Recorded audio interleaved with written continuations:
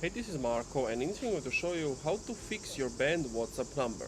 But before I show you how to do that, subscribe to the channel, it helps me out a lot. So basically, if your phone number is banned from WhatsApp, what you have to do is go to Google, type in WhatsApp support, click on the first link, then scroll down until you see Contact Us section. Now, whether you have a business or a regular Snapchat, WhatsApp, that's the one you want to click on. Once you click on those, it's going to tell you to better assist you.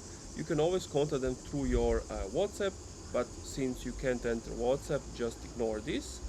Follow the on-screen instructions, give them your phone number, email address, confirm your email address, tell them what is the problem by clicking the drop-down menu, and enter your message. You can write something like, hey, my phone number was banned for unknown reasons. Can you please help me get it back?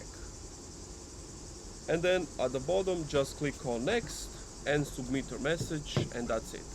Thank you for watching this video. If you enjoyed, leave a like, comment, subscribe.